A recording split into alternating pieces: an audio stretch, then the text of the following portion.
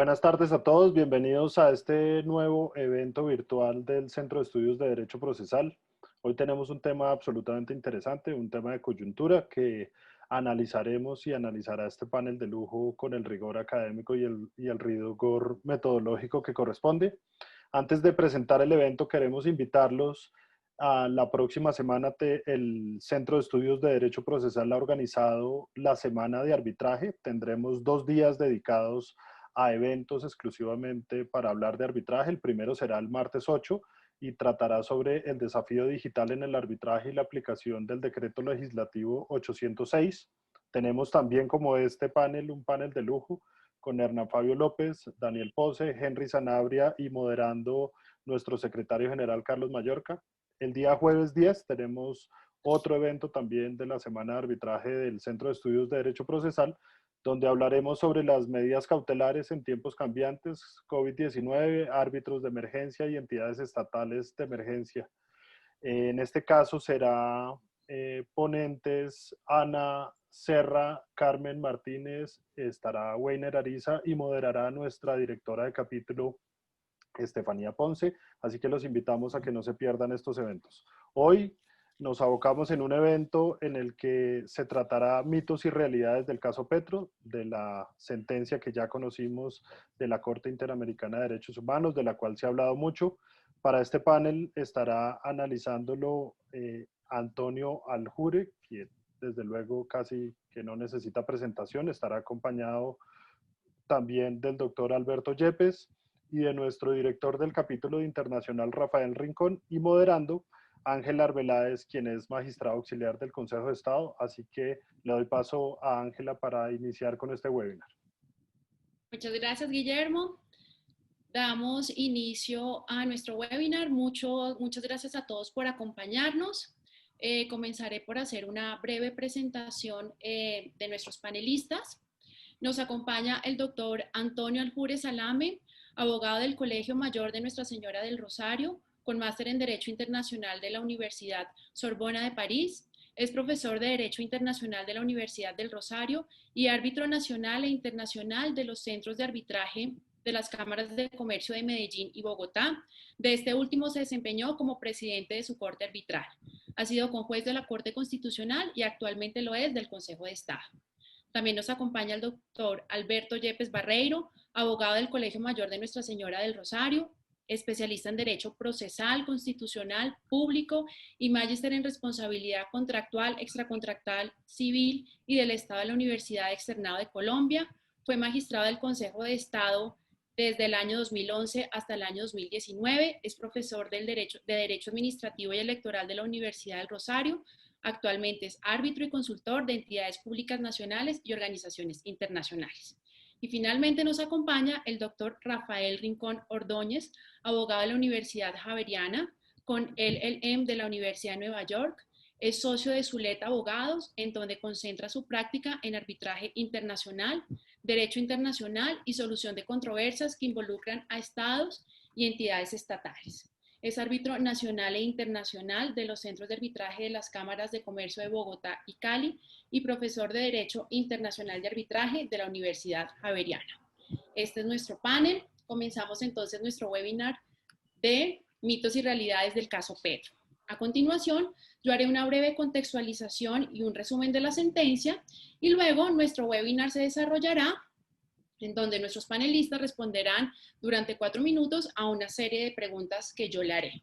Comenzaré entonces yo con la contextualización. Como todos sabemos, el exalcalde Gustavo Petro fue sancionado disciplinariamente por la Procuraduría General de la Nación con una sanción de destitución e inhabilidad general para ocupar cargos públicos por 15 años, por el conocido tema de las basuras. Como consecuencia de esta sanción, estuvo retirado del cargo por un poco más de un mes y luego fue reintegrado como consecuencia de unos fallos de tutela y de unas medidas cautelares ordenadas por la Comisión Interamericana. La Sala Plena del Consejo de Estado, mediante sentencia 2017, declaró la nulidad de esta sanción de destitución e inhabilidad impuesta por la Procuraduría al considerar que la Procuraduría carecía de competencia para imponer este tipo de sanciones a personas elegidas popularmente. Dijo en esa oportunidad el Consejo de Estado que dicha sanción, tal como lo establece el artículo 23 de la Convención, solamente podía ser impuesta por un juez competente. Además de declarar la nulidad de la sanción, el Consejo de Estado exhortó para que en un plazo no mayor de 2 años se hicieran las reformas a que hubiera lugar en el ordenamiento interno para hacerlo compatible con lo establecido en el artículo 23 de la Constitución. A pesar del fallo del Consejo de Estado, el pasado 8 de julio, la Corte Interamericana de Derechos Humanos profirió sentencia en la cual declaró la responsabilidad internacional del Estado por las violaciones a los derechos del exalcalde Petro. De manera concreta, la Corte estudió 3 cargos. En el primero analizó la violación de los derechos políticos, que dijo la Corte Interamericana. Dijo que la sanción que se impuso por parte de la Procuraduría al exalcalde es violatoria del artículo 23.2.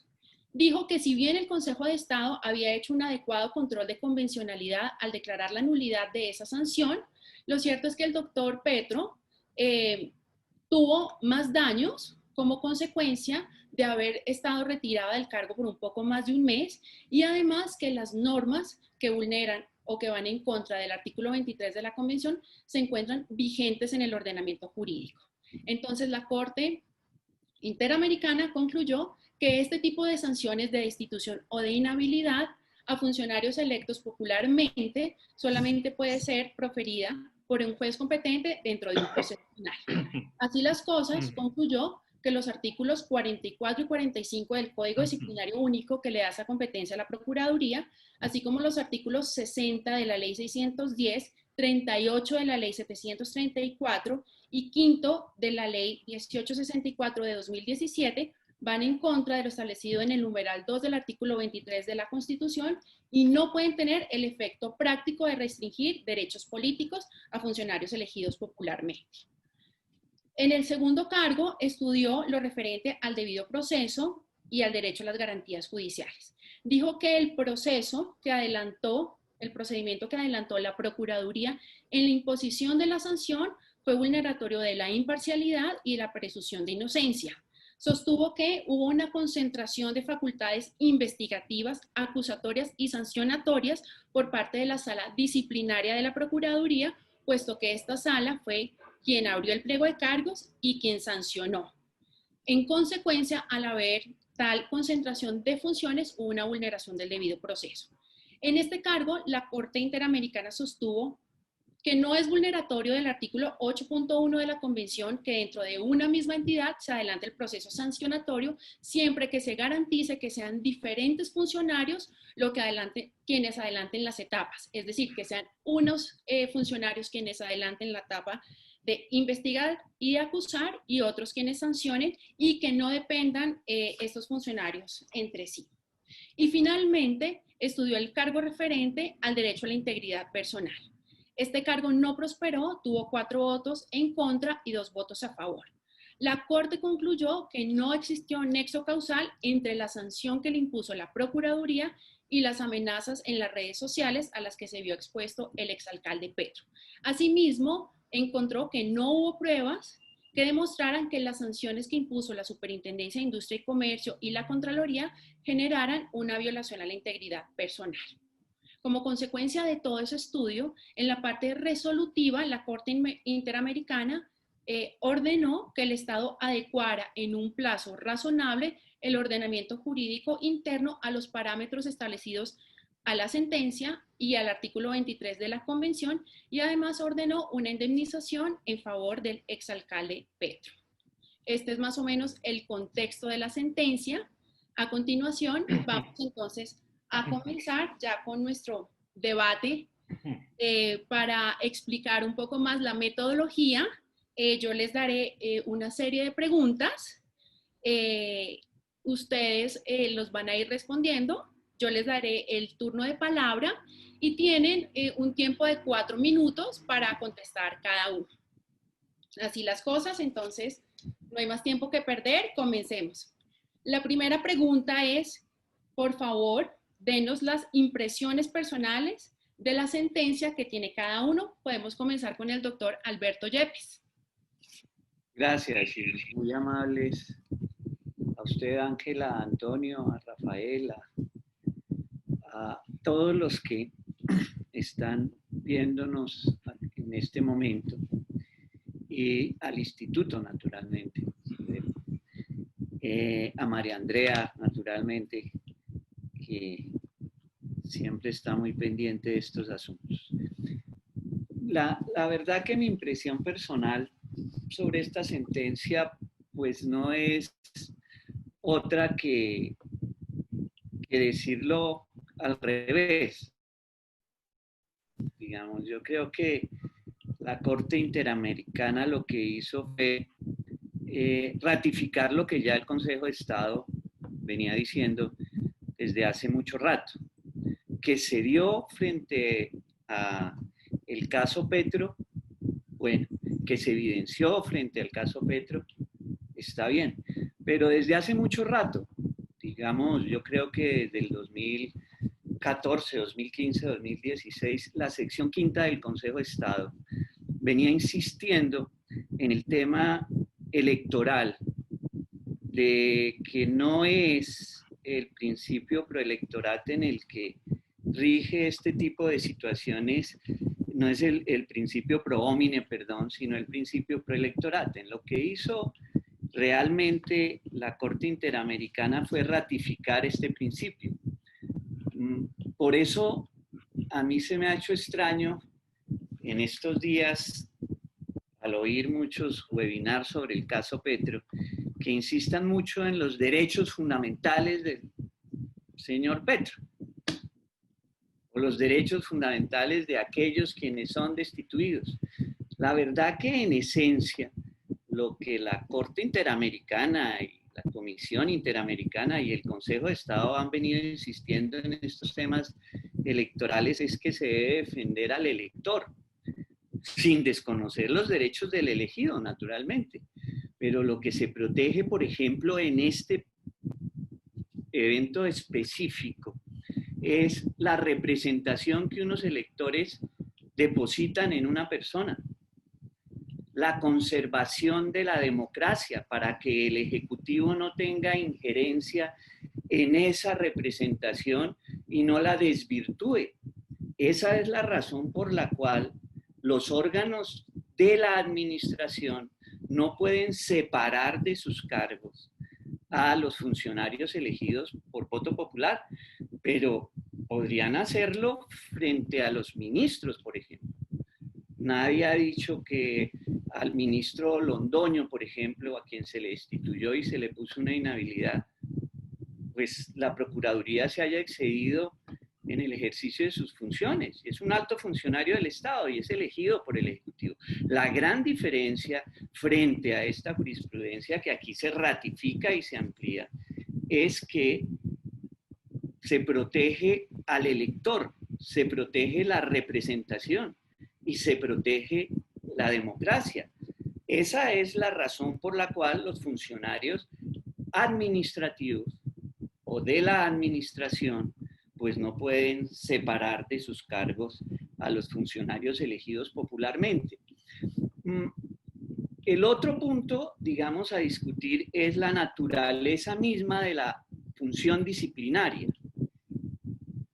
de la función sancionatoria de carácter disciplinario, porque en muchos países se le da a esta función la característica de ser jurisdiccional. Es más, en Colombia, que está mal estructurada, obviamente, desde la Constitución, en mi sentido, muy mal estructurada. El Consejo Superior de la Judicatura, bueno, hasta ayer sala disciplinaria y hoy, pues, un órgano judicial. Y un órgano judicial en donde se disciplina a través de sentencia a los jueces. Y ellos no pueden ir al Consejo de Estado. Yo recuerdo un caso para poder, digamos, controvertir esa sentencia. El caso del Miti-Miti en Colombia, en donde estaba un ministro involucrado y algunos funcionarios judiciales. Y eran los mismos hechos, los mismos presupuestos fácticos, por ejemplo, que determinaron unas conductas reprochables desde todo punto de vista, penal, civil, penal, laboral, administrativo, etcétera, etcétera, etcétera. Y allí, ¿qué pasó? Que los funcionarios que fueron sancionados por la Procuraduría pudieron acudir al Consejo de Estado, los ministros. Pero los funcionarios que fueron sancionados por el Consejo Superior de la Judicatura, no. Esto lo digo solo para demostrar que hay una disfuncionalidad en la estructura del sistema, en la estructura. ¿Por qué sucedió esto? Porque así está la estructura y así se diseñó desde la Constitución política. En cuanto a que la sentencia podría eventualmente, la sentencia de la Corte Interamericana de Derechos Humanos, digamos, ir en contra de la sentencia proferida por el Consejo de Estado en noviembre del año pasado, yo lo que creo es que la ratifica. Lo que sí debo lamentar mucho es que el 23 de julio de este año, con ponencia del doctor William Hernández, supongo que de la sección segunda del Consejo de Estado, no de sala plena, pues se va un poco hacia atrás, porque se dice que la destitución que hizo un procurador en su momento de Samuel Moreno sí era competente y que ese caso no es equiparable ni a los de Alonso Salazar, ni a los de Petro, ni a los de Piedad Córdoba que revocó el Consejo de Estado en su oportunidad. Se basa sobre unos temas de corrupción, que porque los de el señor Samuel Moreno eran evidentemente corrupción. Y entramos entonces a la definición de lo que es corrupción o lo que no es corrupción, que puede traer un tema muy subjetivo por parte de los jueces. Y otra cosa que se ve claramente dentro del fallo es que hace un análisis probatorio extraordinario, muy detallado, cosa que el Consejo de Estado, fíjense ustedes, nunca hacía. El Consejo de Estado, en su sección laboral, los disciplinarios de la Procuraduría General, era el debido proceso, pero nunca se metían con el aspecto fáctico. El aspecto fáctico empezó a estudiarse hacia el 2016-2017 en una providencia del doctor Arenas, que en paz descanse. Entonces, sí se tenía el mito, digámoslo así, de que la Procuraduría, cuando destituía funcionarios de elección popular, lo hacía en ejercicio tácito de una función jurisdiccional, que no es. Ahora bien, se puede decir que es que la Procuraduría tiene una naturaleza especial en el mundo. Pues, naturaleza especial o no, es que la función disciplinaria de la Procuraduría, por definición constitucional, es administrativa. Y siendo administrativa, pues, naturalmente, le está proscrito separar a funcionarios de elección popular de sus cargos. Yo creo que hasta ahí podría, digamos, opinar para que posteriormente no me meta en otras preguntas tuyas. Claro que sí, doctor Yepes, muchas gracias. Doctor Aljure, su impresión personal de la sentencia. Sí, mi impresión personal de la sentencia es que ha hecho una nueva mirada sobre el requisito del agotamiento de los recursos internos y ha de alguna manera, no sé si modificado o dado una nueva mirada sobre el principio de complementariedad. Para acceder a la comisión y por ende después a la Corte, la Convención de San José exige el agotamiento de los recursos internos. Y resulta que cuando Colombia recibió, digamos, los cargos, por así decirlo, la acusación que contra el Estado instauraron los representantes, como se llaman allí, entonces Colombia se defendió con una excepción de no admisibilidad y dijo precisamente que ya había habido una sentencia del Consejo de Estado que había recorrido y que había hecho pues lo que nos acaba de explicar el doctor Alberto Yepes, es decir, había anulado las sanciones que eran consideradas como el núcleo que violaba la Convención de San José. Sin embargo, la comisión y después la Corte lo ratificó, entendió que por algún tecnicismo legal, tal vez dicen allí en la sentencia que no presentó ese alegato en el momento determinado, sino un poco después o un poco antes, pero el hecho práctico es que el principio o el requisito del agotamiento de los recursos internos quedó en este caso prácticamente en entredicho. El agotamiento de los recursos internos está diseñado para que el Tribunal Internacional no conozca, sino cuando el juez interno no ha satisfecho o no ha enmendado el error o no ha desagraviado al principio al extranjero. En este caso, pues es ante una Corte de Derechos Humanos. Entonces, esa tiene dos acepciones en el plano internacional, como un mero requisito de procedibilidad, en que se dice, fue a donde el juez, no pasó nada y pasa a conocer la Corte Interamericana. Pero la otra acepción que me parece que es la más interesante y que la propia Corte dice en su propio texto que es la función que cumple ese requisito, es permitirle al Estado que enmiende su error. Y el Consejo de Estado lo hizo. La diferencia entre esas dos posturas es fundamental, porque si uno ve el requisito del agotamiento de los recursos internos como un aspecto procedimental, casi que es una especie de checklist en que se ve lo que hizo el último juez de Colombia y se pasa a la jurisdicción internacional. Pero cuando se mira como un requisito sustancial, lo que está diciendo el derecho internacional es que la última opción que tiene el Estado para enmendar el error es la última palabra de su más alto y jerárquico poder judicial. Y tan importante es esto que en esa concepción el daño solo se consuma cuando se produce la sentencia de última instancia del país.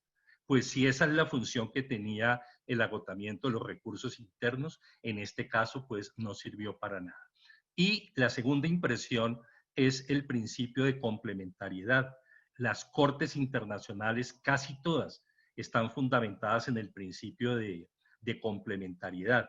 Y en este caso, el juez internacional solo complementa a la justicia interna o nacional cuando ésta de alguna manera ha fallado. Así funciona, por ejemplo, la Corte Penal Internacional, que tiene un principio de complementariedad.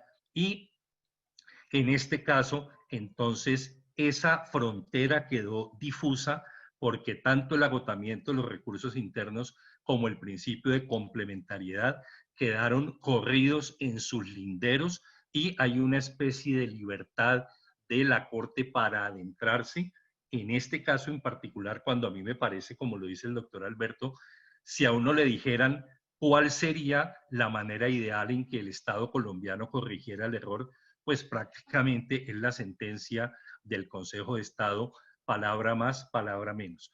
Una última acotación, me llamó la atención todo lo que dedicó la Corte en su texto a decir que la misma Procuraduría tenía el funcionario pues que acusaba y el funcionario que decidía, como si eso no fuera una misma premisa del problema. Es decir, después de varios párrafos llega a la conclusión que uno sabe desde el comienzo, pues es más o menos lo mismo que pasa con los funcionarios de la Fiscalía y de la Procuraduría, es decir, como si hubiera descubierto el agua tibia después de varias parrafadas, porque esos principios de control administrativo, pues se sabe que es un funcionario del Estado, en este caso de la Procuraduría, ante la misma Procuraduría, es decir, eso no es ninguna novedad. Tengo 1/4, pero lo dejo para después. Muchas gracias, doctor Aljure. Muy interesante su respuesta. Doctor Rincón, queremos conocer su impresión personal de la sentencia. Ángela, muchísimas gracias y un saludo muy especial para todos los que están presentes hoy en el foro, para el doctor Aljure, para el doctor Yepes. Es un placer compartir con ustedes este evento. Quisiera resaltar 4 temas centrales. El primero es que, y tomando un poco que este evento se llama Mitos y Realidades sobre el caso Petro, quisiera empezar con 2 mitos y terminar con 2 realidades. Mito, hemos oído a lo largo de las últimas semanas, en reacción a este caso, que básicamente la Corte Interamericana está dejando sin dientes al Estado para luchar en contra de la corrupción. Respetuosamente diría que eso es un mito. La discusión no fue una discusión respecto de si efectivamente el Estado tenía o no dientes para luchar contra la corrupción, y esta no fue una discusión sobre actos de corrupción particulares, y creo que el doctor Yepes lo mencionaba cuando estaba tratando de hacer las distinciones en las distintas posiciones del Consejo de Estado. El debate que se planteó acá específicamente, y que creo que vale la pena resaltar, es que Gustavo Petro señalaba que, y el Consejo de Estado le dio la razón, pero lo que señalaba básicamente es que la Procuraduría no tenía la competencia, y no era legítimo que tuviera la competencia de sancionarlo por cuanto no se estaban cumpliendo con los requisitos del artículo 23 de la Convención Americana, que señala que cuando se van a limitar los derechos políticos de los elegidos, pero también de los electores, pues se tiene que hacer por un juez competente en proceso penal. Y el punto central era si la Procuraduría reúne las condiciones y los requisitos de que establece el artículo 23 de la Convención Americana sobre Derechos Humanos. Y el punto entonces es un tema de garantías, y es un tema de cómo estructuramos nuestro derecho disciplinario y las perspectivas de nuestro derecho disciplinario a la luz del derecho internacional. Entonces no se trata de que el Estado quede sin herramientas, se trata de que esas herramientas tienen que de alguna forma ser compatibles con los tratados internacionales. Y esto no es una cosa nueva. Tal vez el segundo mito que deberíamos destacar es que mucha gente dice que esto es un desarrollo nuevo. La discusión respecto a las facultades sancionatorias de estos órganos de control es por lo menos una discusión que lleva unos 10 o 12 años, me atrevería a decir. Y creo que es algo que surgió desde hace un muy buen tiempo, particularmente con las primeras decisiones que tomó el entonces procurador Alejandro Ordóñez. Desde entonces creo que viene ese debate, y me atrevería a decir que es un debate que tenemos que darlo en un contexto jurídico válido, y que es una discusión legítima que se ha dado desde hace muchos años. Ahora pasemos a las realidades. Y en este tema de las realidades quisiera matizar dos puntos. El primero es que en la jurisprudencia, en la sentencia del Consejo de Estado, el Consejo de Estado, creo yo, trató de armonizar la posición que sostenía la Corte Constitucional, que señalaba que sí era legítimo imponer ciertas sanciones, como la destitución y su consecuente inhabilidad, si se estaba realizando el proceso disciplinario con ocasión de actos de corrupción, y el acto de corrupción que estableció la sentencia del Consejo de Estado en ese momento era aquella que estuviera definida en la Convención Interamericana sobre Lucha Anticorrupción. Y entonces en ese caso parecería decir, ahí sí parece aplicar la Corte, digamos, la Corte Constitucional ha dicho que la Procuraduría tiene esa facultad, y el Consejo de Estado parece respetar esa facultad, pero entonces dice, ahora refirámonos a aquellos eventos o situaciones en donde no estamos hablando de actos de corrupción. Y es ahí cuando se realiza el control de convencionalidad en el caso Petro, y se llega a la conclusión que en el caso Petro la decisión no había sido acorde con la convención, porque precisamente no se habían respetado las garantías establecidas en el artículo 23. ¿Esto qué querría decir? Que de alguna forma parecería existir una dicotomía entre cuando la Procuraduría ejerce su facultad, cuando está investigando actos de corrupción, o cuando está investigando otro tipo de infracciones normativas que no son considerados actos de corrupción. Y es en ese contexto donde parecía que se estaba manejando la discusión, y en cierta medida esa fue la posición que el gobierno colombiano quiso llevar a la Corte Interamericana. Incluso en el caso de Leopoldo López, si uno lee la sentencia con cuidado, había incluso un pie de página de la Corte Interamericana que señalaba que estas restricciones a los derechos políticos la Corte la consideraría con especial cuidado cuando se tratara de situaciones de eventuales casos de corrupción. Y parecería entonces que en ese escenario ahí se conservaría la facultad por parte de la Procuraduría y demás. Pero ya la cuarta realidad es que con la interpretación que se hace en este caso, la Corte no parecería dar pie a una dicotomía entre si es un acto de corrupción o no, lo que se está diciendo desde el principio en el párrafo 112 con una interpretación, creería yo, bastante apegada al texto y a las condiciones como aparecen en el texto de la convención, es simplemente que la Procuraduría no tiene esa competencia para sancionar y en consecuencia parecería ser un tema de, no que se esté cuestionando toda la integridad del proceso disciplinario, pero sí está haciendo unas anotaciones muy importantes respecto de la dosificación de la pena y de los efectos de la pena. Desde luego esto pues tendrá y tiene unas consecuencias muy importantes en el contexto del debate doméstico y de las reformas que se tienen que implementar. Creo que eso lo podemos conversar más adelante con nuestros panelistas. Muchas gracias. Doctor Rincón, muchísimas gracias por sus apreciaciones. Continuamos entonces, después de este panorama que ustedes nos han presentado, con la segunda pregunta, y es, después de todo lo que dijo la Corte Interamericana en esa sentencia, ¿qué opinan ustedes de la relación que debe tener la Constitución política y la Convención? ¿Ustedes qué opinan? ¿Hay alguna superior respecto de la otra? ¿Qué opinan? Doctor Aljure, cuéntenos usted qué opina al respecto. Sí, señora. Entonces, mi posición en esto es esta. Hay una clara superioridad de la Convención sobre la Constitución y tiene que ver con la primacía del derecho internacional sobre el derecho interno, que está consagrada por todos los tribunales internacionales del mundo, y para mí eso no tiene ninguna duda. No es sino ver la jurisprudencia internacional y no hay duda de eso.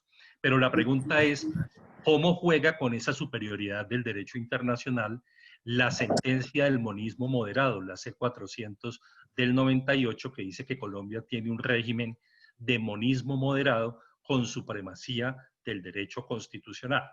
Para mí, esa sentencia se hizo la pregunta equivocada. Es que la pregunta no era si la Constitución es superior al derecho internacional. La pregunta era cómo hacer que con la Constitución se viole en el menor número de casos el derecho internacional o cómo armonizar con el derecho internacional. Y se hizo la pregunta equivocada, además por una razón casi que orgánica y de competencia. Es que ningún órgano interno del mundo puede decir con efectos ni erga omnes ni internacionales que es superior la Constitución al derecho internacional. Entonces, a partir de una pregunta equivocada, se construyó un edificio equivocado de monismo moderado. Y tan equivocado es que, por un lado, el artículo 4 dice que es norma de normas, que yo lo entiendo como norma de normas en el fuero interno, porque es que no tiene competencia para decirlo hacia afuera. Y en segundo lugar, ha dicho en el desarrollo de la teoría del bloque de constitucionalidad que el artículo 9, que habla que Colombia se rige por los principios de derecho internacional, hace parte del bloque de constitucionalidad. Y uno de esos principios es precisamente la supremacía del derecho internacional sobre el derecho interno. Tan superior es y tanta primacía hay que lo acabamos de ver en el caso Petro. Una corte internacional le está diciendo a Colombia, señores de Colombia, vayan y hagan un acto legislativo y morigeren, adecúen o modifiquen la Constitución para que se adapte a la Convención. Y eso ha hecho también que dentro de la teoría del bloque de constitucionalidad se haya cometido otro error, y es bajar al nivel constitucional los tratados y ponerlos al nivel de la Constitución. Y con la teoría del monismo moderado, nunca se dijo si bajado el tratado al nivel de la Constitución, cuál primaba sobre el otro, pero partiendo de la base de que ya estaban en el nivel constitucional, que ya es un error de principio. Sin embargo, si eso es cierto, entonces tendría uno que aplicar el principio lo posterior deroga lo anterior y lo especial deroga lo general, porque ya quedaron todos en el mismo plano. En realidad lo que hizo el bloque de constitucionalidad fue lo nuevo, es servir de parámetro para que leyes del país caigan por inexequibilidad, y es un desarrollo además que no está inventado ni por el bloque de constitucionalidad ni por el control de convencionalidad. Desde hace mucho tiempo atrás, los jueces internos aplican el derecho internacional. Hay una consulta famosa de los tribunales de Danzig, de la Corte Permanente de Justicia Internacional, que se ha venido replicando todo el tiempo en el derecho internacional y no tiene ninguna duda al respecto. Nosotros mismos, bajo la Constitución del 86, tuvimos pocos casos, eso sí, en que una ley fue declarada inexequible por ser contraria, en el caso que me acuerdo, con el concordato, y directamente la Corte Suprema de Justicia dijo no va. Y en el otro aspecto, cuando se aprobó por primera vez el Pacto de Cartagena, la Corte se abstuvo por decir que era un desarrollo normativo que no requería pues una aprobación, una intervención del Congreso como tal. Entonces, lo que hizo el monismo moderado fue bajar al nivel constitucional incluso los tratados que son de jus cogens. Lo que hizo el bloque de constitucionalidad pues fue darle esa misma categoría. Y lo que hizo el control de convencionalidad, que es cierto porque, es decir, los jueces siempre han aplicado el derecho internacional, fue darle un control constitucional al juez que no es la Corte Constitucional. Porque cuando el juez que no es la Corte Constitucional, por control de convencionalidad, aplica la convención, puede llevarse de calle una misma norma constitucional o una misma interpretación constitucional. Entonces, a mí me parece que el error del entendimiento del artículo 4 ha creado un edificio endeble de monismo moderado en Colombia. Muchas gracias, doctor Aljure. Doctor Rincón, cuéntenos su punto de vista de qué opina de la Constitución frente a la Convención.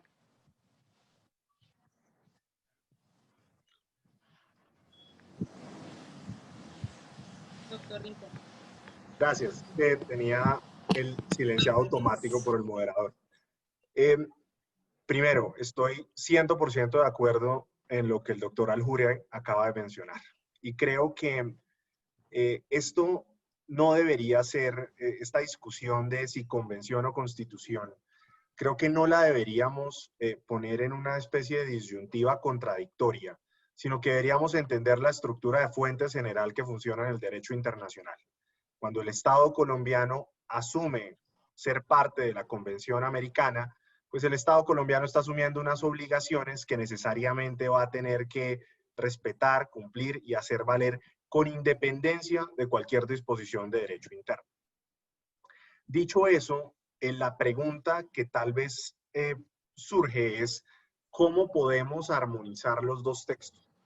Y creo que para tener un ejemplo muy claro, la propia sentencia de la Corte Interamericana trata de armonizar, cuando se refiere a los artículos 276 y 277 de la Constitución respecto a las facultades de la Procuraduría, dice, mire, si bien alguien podría entender este texto como que puede imponer sanciones a funcionarios elegidos por elección popular, también es cierto que se está refiriendo a una gama de funcionarios en general y lo que debemos es interpretarlo para que se entienda que esto no implica que la Procuraduría podrá imponer sanciones, destitución, inhabilidades y demás frente a funcionarios elegidos popularmente.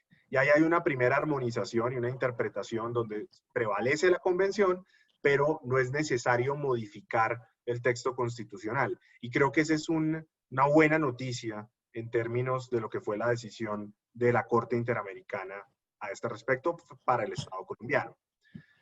Lo segundo que quisiera destacar es que tenemos que también entender que la superioridad o la aplicación directa del derecho internacional no es solo un problema que se desprende en el contexto de constitución política versus constitución americana. El año pasado Colombia tuvo un ejemplo muy claro en el que un tribunal de arbitraje constituido bajo un tratado de inversión celebrado entre Colombia y la Confederación Suiza, ese tribunal arbitral entró a revisar actuaciones de la Contraloría General de la República con ocasión de una demanda que presentó la multinacional Glencore en contra de la República de Colombia.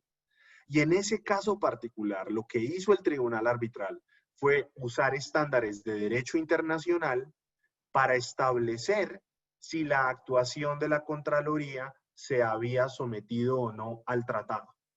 ¿Y por qué esto es importante? Porque la Contraloría muchas veces podría decir, yo estoy actuando dentro del marco de mis competencias constitucionales, legales y demás competencias normativas aplicables, pero eso no es suficiente en el contexto de un derecho internacional o de un debate de derecho internacional. Justificar las actuaciones bajo el derecho doméstico no va a llevar a justificar la legitimidad o la legalidad de una actuación en el debate internacional. Entonces, un posible debate y un mensaje que creo que es muy importante destacar acá y que creo que tenemos como comunidad jurídica que planear es cómo podemos construir una reforma a los organismos de control que se adecue al derecho internacional, para que se adecúen al derecho internacional. Y esta no es una discusión exclusivamente en el contexto de la convención, si bien es algo que sin duda creo que se tiene que hacer y es bueno dar el debate, pero también se tiene que dar en el contexto de otros instrumentos internacionales que aplican. En el caso de Glencore, por ejemplo, el Tribunal Arbitral le ordenó a la República de Colombia pagarle a Glencore una suma de alrededor de $18 millones, que entiendo fue la sanción fiscal que se impuso en ese proceso particular. De manera que no podemos simplemente pretender señalar que la Constitución y por medio de la teoría del bloque, entonces siempre vamos a buscar que prevalezca la Constitución, porque la verdad es que bien puede que prevalezca la Constitución, pero como decía Antonio, pues eso simplemente va a llevar a que prevalezca también la responsabilidad internacional del Estado en múltiples foros. Creo que una forma es que busquemos armonizar nuestras actuaciones y nuestras instituciones al derecho internacional, y en aquellos casos en donde tengamos unas dudas legítimas respecto de por qué no debe aplicar un determinado tratado, pues ya esa es una discusión que como Estado se tiene que avanzar en otro foro y en otra esfera, pero no va a ser en un tribunal encargado de aplicar esas normas internacionales. Esa sería mi posición. Muchas gracias, doctor Rincón. Y doctor Yepes, ¿qué opina usted de este tema de la Constitución y la Convención? Perdón. ¿Sí me están oyendo? Claro. Sí, sí, señor. Ok. Yo, en general, digamos, estoy de acuerdo con el doctor Aljure y el doctor Rincón, pero ahí yo tengo algunas observaciones frente a ese tema. Evidentemente no se trata de establecer si prima los tratados internacionales o el derecho interno o elaborar una teoría sobre el bloque de constitucionalidad o el control de convencionalidad o del monismo moderado, o decir, como se ha dicho, que priman los tratados internacionales. Yo en esto siempre, y así lo hice dentro de la sala plena del Consejo de Estado, preferiría hablar de un diálogo entre el derecho interno y el derecho internacional. Porque una cosa es la teoría y otra cosa es cuando ustedes van a ir a la práctica a fallar un determinado caso. Por el contexto, por las circunstancias, aún por lo sociológico, por diferentes motivos. Inclusive, en la misma Convención Interamericana, si ustedes van a mirar el concepto de familia, o cuando comienza la vida, para hablar de dos temas álgidos, fue la Corte Constitucional colombiana la que le prestó, por decirlo entre comillas, nuestros criterios a la Convención, a la Comisión Interamericana para que hiciera una interpretación acorde, porque la Convención se firmó bajo otras circunstancias, bajo otras realidades, no bajo estas realidades hoy presentes. Y si eso es así, pues naturalmente la interpretación que se debe hacer de esas convenciones, pues es diferente y puede ser diferente en cada uno de los países. Entonces yo preferiría no hablar de la supremacía de los tratados internacionales, no hablar de la incorporación de los tratados internacionales, pero sí hablar de que es posible, por ejemplo, como sucede en la misma Constitución colombiana, en donde a veces existen antinomias, por ejemplo, la pena de muerte que no existen penas irredimibles en Colombia, pero existe una pena irredimible como la de la pérdida de investidura. ¿Cuál prima? La pérdida de investidura. ¿Por qué? Porque sí, porque así lo dijo el Consejo de Estado y así lo dijo la Corte Constitucional. Igual puede suceder frente a nuestras normas constitucionales o legales, frente a la interpretación que haga la Corte Interamericana. En este caso nomás, en este caso, y yo creo que lo vamos a tratar más adelante, realmente cuando se dice justicia penal, ¿es en el estricto sentido de lo penal? ¿O estamos hablando del jus puniendi en general, de lo sancionatorio en general? Es decir, que puede haber un juez como el Consejo de Estado que no es penal, pero que va a sancionar a una persona con no solo separarlo de su cargo, sino decirle que nunca más podrá participar en política por haber defraudado a sus electores, por haber incurrido, por ejemplo, en un tráfico de influencias o por haber sido condenado. Y yo creo que en ese aspecto, por ejemplo, en lo que significa el jus puniendi, es la jurisprudencia colombiana, la del Consejo de Estado, y la Corte Constitucional la que le pueden prestar a la Corte Interamericana mucho de esta su jurisprudencia para que sea adoptada y no solo se circunscriba a eso de lo penal. Y así en muchos aspectos. Yo preferiría, pues naturalmente, estando de acuerdo en general con lo aquí expuesto, repito, más que hablar de una supremacía de los tratados internacionales, de un monismo moderado, simplemente de un diálogo entre los organismos internacionales y las cortes de cada uno de los países firmantes. Doctor Yepes, muchas gracias. Continuamos con la tercera pregunta y es: ¿cuál es el futuro de la responsabilidad fiscal y disciplinaria después de la sentencia de la Corte? Comencemos con el doctor Rincón.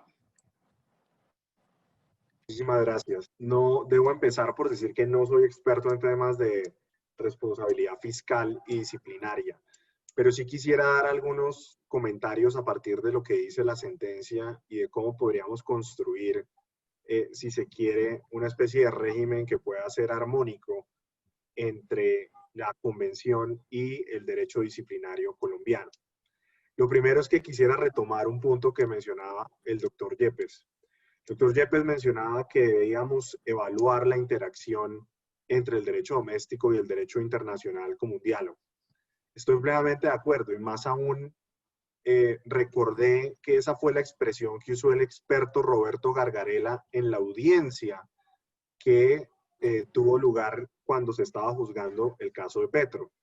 El profesor Gargarella, quien es un reconocido experto en derecho constitucional, cuando precisamente tuvo que entrar a tratar de construir una armonización entre el artículo 23 de la Convención Americana y al referirse específicamente a este tema de si debía ser un proceso penal exclusivamente o no, un juez penal, él señalaba que debíamos entender las normas internacionales como una especie de textura abierta, como un diálogo o un vaso comunicante que le iba a permitir a la Constitución colombiana de alguna forma adaptarse y por esa misma vía también el día de mañana la Constitución colombiana podría dar algún aporte a la jurisprudencia interamericana. Y tenemos en cuenta que, y lo hablamos como un diálogo, y aceptando ese reto interesante que plantea el doctor Yepes, ¿qué nos está diciendo la sentencia? La sentencia no creo que esté de alguna forma emitiendo un juicio de valor sobre la integridad de un proceso disciplinario en su totalidad y del diseño del proceso disciplinario en su totalidad.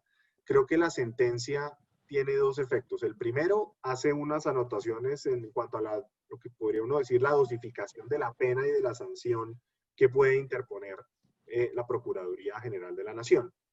Pero el segundo punto es que cuando aún entramos ya en ese debate de si pueden o no, entonces estas autoridades administrativas emitir esas decisiones o esas sanciones, surge un tema muy interesante y es, debe ser un juez, ok, ¿cómo construimos una jurisdicción que pueda ser acorde con la convención? Porque no se trata solo de que sea un juez, cualquier juez penal o cualquier juez en uso del ius puniendi, sino que también tiene que ser una jurisdicción que guarde y que conozca este principio básico de control de convencionalidad, que reconozca las particularidades de la Convención Americana, pero sobre todo tiene que ser un diseño institucional, creo yo, donde se busque garantizar la doble conformidad, que es otro debate muy interesante que se ha dado en el contexto de la aplicación de la Convención en el derecho colombiano. De manera que pensaría que uno de los puntos centrales debería ser el de ver esta sentencia como una oportunidad para repensar el rol de los organismos de control en este aspecto, fortalecer a la rama judicial, no en mi concepto, y no sé si me pareció entenderle al doctor Yepes que él podría tener una opinión similar, pero en mi concepto no creo que la convención esté y que la corte esté muy interesada en que tenga que ser sí o sí un juez penal siguiendo las normas estrictas de los procesos penales, sino que pensaría que existe un mayor margen de apreciación para los estados para adecuar el proceso y por esa vía que sea un juez el que decida, dando las garantías necesarias y equivalentes y materiales a las que se podría entender a un proceso penal o en un proceso sancionatorio, y por esa vía podríamos diseñar un esquema donde veo muy difícil que no participe o que no interactúe de alguna forma el Consejo de Estado. Creo que necesariamente tiene que existir un rol para el Consejo de Estado dentro de ese diseño. Luego, creo que la pregunta es muy interesante. Tenemos entonces que repensar un poco el rol de los órganos de control en esa instancia y frente a esa pena particular. El rol de la rama judicial, sin duda alguna, creo que es fundamental y creo que ese es un efecto central. Y cómo repensar entonces la interacción entre la función disciplinaria con otros organismos que van a poder tener intereses en este tipo de procesos, por ejemplo, la Fiscalía o la misma Contraloría, y cómo juega eso dentro del contexto de lo que puede ser una jurisdicción que se adecue a la Convención Americana. Doctor Rincón, muchísimas gracias. Doctor Yepes, Sí. ¿qué opina usted del futuro de la responsabilidad fiscal y disciplinaria después de la sentencia de la Corte? Pues yo creo que muy bien y muy clara. Y yo no sé si voy a errar, pero realmente veo que está, y no había caído en cuenta, muy bien titulado este webinar, Mitos y Realidades del caso Petro. Es que el primer mito que hay que desbaratar es que el derecho administrativo es derecho electoral, o que el derecho electoral es derecho administrativo, o que el acto electoral es derecho administrativo. No, señores. El acto electoral no es administrativo. El acto puramente electoral no es administrativo.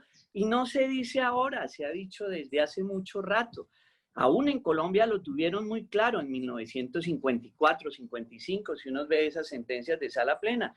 Y luego se fue desvirtuando porque esa función de jurisdicción electoral se le dejó al Consejo de Estado. Se prefirió dejarla allá, a esa sala plena, y luego se creó la sección quinta exclusivamente para eso, y luego se confundió con el laboral. Pero ahí sí, como dicen, me dan la oportunidad, la papaya, si se quiere, para decir que si ustedes ven, el acto administrativo es la expresión de la voluntad de la administración frente a servicios públicos, políticas públicas, frente a lo que quieran dentro del desarrollo de lo que ha llenado el concepto de acto administrativo, pero nunca la expresión de la voluntad del elector, nunca la voluntad para que alguien me represente y proteja la democracia. Ese es el acto electoral. Y si ustedes miran los elementos de eso, de ese acto electoral, sujeto, objeto, causa, fin y forma, no coinciden, nunca van a coincidir. Y por ejemplo, si se dice que el procedimiento es el del acto, el del código, el del CEPACA, de procedimiento administrativo, no es cierto. Ahí está el código electoral. Ahí presentaron otro código electoral que está tramitándose en el Congreso. El hecho de que existe una sección 15 dentro de un órgano del Estado, máximo tribunal contencioso administrativo, no quiere decir que sea administrativo. En la misión electoral especial, de la cual yo formé parte, tuve el honor de hacerlo, se propuso que existiera un órgano que se llamara Corte Electoral, y allí en esa Corte Electoral se juzgara las inhabilidades, las incompatibilidades para participar durante el debate electoral. Esa misma Corte definiera quiénes habían sido elegidos por esa declaración popular y al mismo tiempo tuviera las competencias para ser separados por elección popular. Podría ser la sección quinta, hubiera podido ser la sección quinta, a la que se le diera todas esas competencias, o al Consejo de Estado, o unos procedimientos. Allá prefiero hacerlo frente a una corte electoral, y yo supongo que eso fue lo que hizo que se invalidara en últimas políticamente la propuesta. Por lo tanto, a mí me preguntan, ¿cuál es el futuro de la responsabilidad? Ninguno. Es que la responsabilidad fiscal y disciplinaria en Colombia son netamente administrativas, tanto que hay en cada una de las entidades, hay unos organismos, unos denominados control disciplinario interno, derivados del principio de la culpa ineligiendo y vigilando, netamente administrativos. Porque para eso en lo electoral existe la revocatoria, la pérdida de otros, en donde se les sanciona. Y existe igualmente, naturalmente, en materia de disciplinaria, los funcionarios. Es que si se le quita a la Procuraduría la función disciplinaria de la elección de los funcionarios públicos, elegidos, perdón, por voto popular, no pasa nada. No pasa nada. La mayor función que tiene que tener hoy la Procuraduría no es ese tipo de protección de la legalidad. Repito y reitero, es la de los derechos fundamentales, la protección de esos derechos fundamentales. Para eso están las entidades de control disciplinario interno. Excepcionalmente, que los ministros, que otro tipo de funcionarios de alto rango pudieran ser juzgados por la Procuraduría, pero administrativos, no de elección popular. Porque aquí lo que pasa es que la Corte Interamericana claramente habla de democracia representativa o representación democrática y habla de soberanía, del principio de soberanía y de la protección de los electores. Lo que le está diciendo a Colombia, hombre, adecúe su ordenamiento para que no sea un funcionario administrativo, sino judicial, estoy de acuerdo, no penal.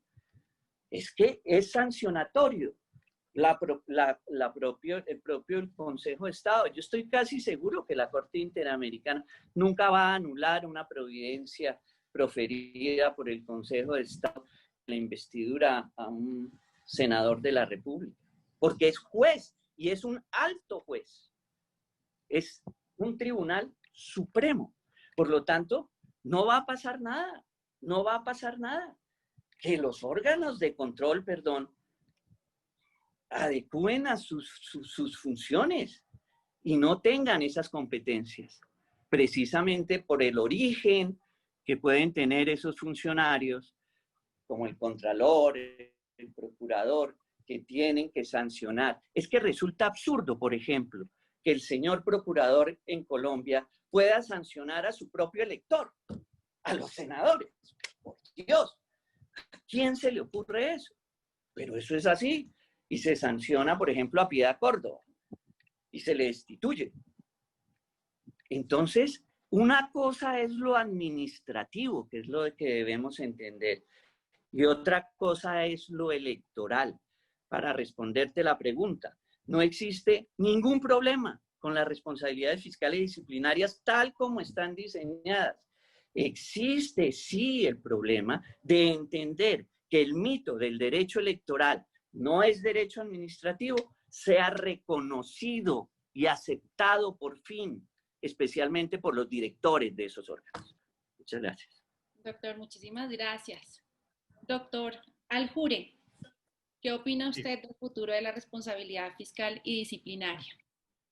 Sí, la pregunta lleva a citar el artículo 2 de la Convención Americana, que establece la obligación general de los Estados partes para adecuar o adaptar su legislación a los cánones de la Convención Americana como tal.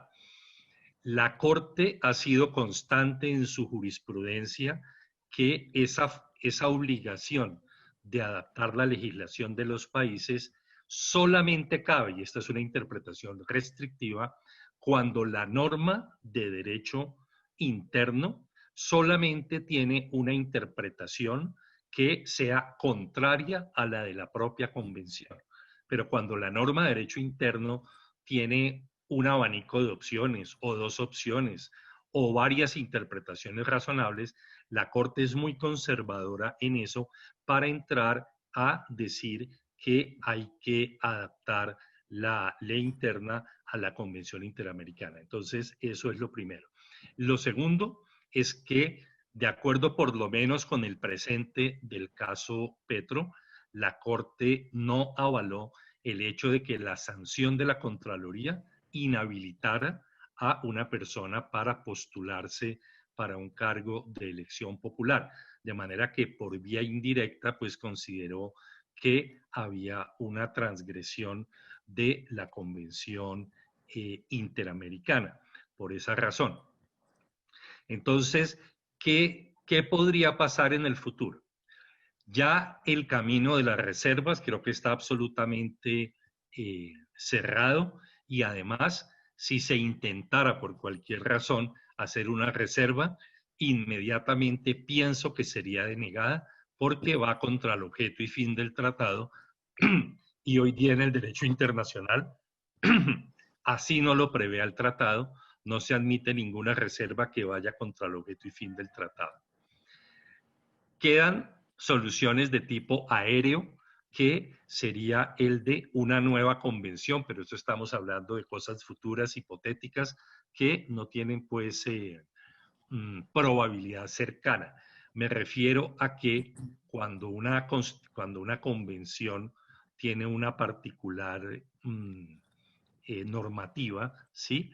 Si los estados quieren cambiar esa normativa y adecuarse a una nueva realidad, pues lo que procede es un nuevo tratado en el que pues se varíe o se cambie digamos, el convenio anterior. Y entonces, por la teoría de los tratados sucesivos en el tiempo sobre la misma materia, se podrían hacer adecuaciones. Y es que Colombia tiene unas particularidades que son únicas. Es única la Procuraduría, por ejemplo. Yo creo que el doctor Alberto me corregirá, pero la Procuraduría es una institución, no voy a decir exótica, pero es rara, mejor dicho, existe en Colombia. El mismo Consejo de Estado, somos de los pocos países, no me atrevo a decir estadísticas, pero somos hijos directos de Francia, que tenemos Consejo de Estado, y no recuerdo en América Latina haber oído una sentencia del Consejo de Estado de Argentina o de Brasil o del Perú, de manera que eso también es raro como tal. Es raro también los vasos comunicantes en que por acción de la Procuraduría, la Contraloría y bueno, un delito que eso sí está en línea con la Convención, pues se le atajen, se cierren los caminos para las personas que quieren postularse para un cargo de elección popular. Entonces, yo lo que pienso es que en el futuro inmediato lo que va a pasar es que la Contraloría y la Procuraduría se van a inhibir de sanciones que puedan arrojar una destitución o una separación total del cargo de una persona elegida por voto popular para no incurrir de pronto en una responsabilidad internacional como lo que sucedió en el caso Petro. Y ojalá por interpretación, porque esto tendría que ser por jurisprudencia, la propia Corte Interamericana tendría que hacer la adaptación de derecho penal igual jus puniendi, porque cuando se escriben textos de derecho internacional, las partes son muy cuidadosas en no utilizar lenguaje que sea local. Uno lo ve en todos los tratados internacionales, el vocabulario y el léxico es siempre lo más abstracto posible. Pero aquí me llama la atención que utilizaron la expresión, pues, juez y penal, que tiene una connotación común a los países de América. Es decir, aun si los Estados Unidos fueran parte, pues sería criminal law, que estaría pues en esta misma sección. Entonces, podría ser un camino, pero por vía de interpretación y de ajuste de la Corte, pensando en que la obligación de adecuarse al derecho interno es una obligación absolutamente restrictiva y no cabe cuando una de las interpretaciones razonables pues pueda dar lugar a una no contravención de la Convención. Doctora Jure, muchísimas gracias. Y bueno, la siguiente pregunta pues está un poco en relación con lo que venía hablando el doctor Yepes, y es qué implicación o qué futuro tienen los medios de control de nulidad electoral y de pérdida de investidura, pues cuando se impone un tipo de sanción como el que impuso la Procuraduría, de destitución o inhabilidad, después de la sentencia de la Corte. Comencemos con el doctor Yepes. Bueno, pues yo continúo hilando. Yo creo que hay que armonizar dos partes de la sentencia de la Corte Interamericana. Una, efectivamente, que dice que no es necesario cambiar la Constitución. Eso deduce uno de la lectura, pero a renglón seguido, sí dice que hay que cambiar las competencias del procurador y hay que cambiar las competencias, digamos, para adecuarlas en el orden interno. Está absolutamente claro que hay que eliminar en cabeza de la Procuraduría. Así lo dice la sentencia. Lo que no quiere decir, por ejemplo, y esto es solo una idea para que se discuta en el Congreso, se discuta académicamente, se discuta por los expertos, es que la Procuraduría instruya el proceso. Porque esa competencia la puede tener, más cuando casi siempre hay, digamos, interacción de conductas entre este tipo de funcionarios de elección popular y funcionarios nombrados, designados, no elegidos. Podrían instruir para ver comunidad de pruebas el proceso.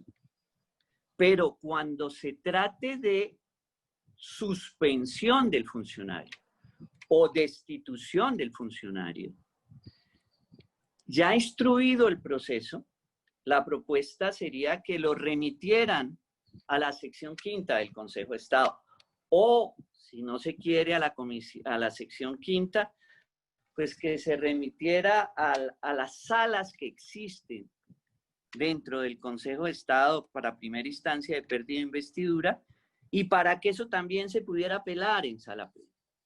Pero sería un juez el que hiciera. No se tendrían que crear ningunos juzgados, ningunas jurisdicciones. Y el juez contencioso verificaría la instrucción, podría practicar más pruebas, podría naturalmente volver sobre el aspecto probatorio para poder avalar o no la solicitud, la petición, o como quiera llamarse dentro de un lenguaje jurídico. La solicitud, la petición, la decisión de la Procuraduría.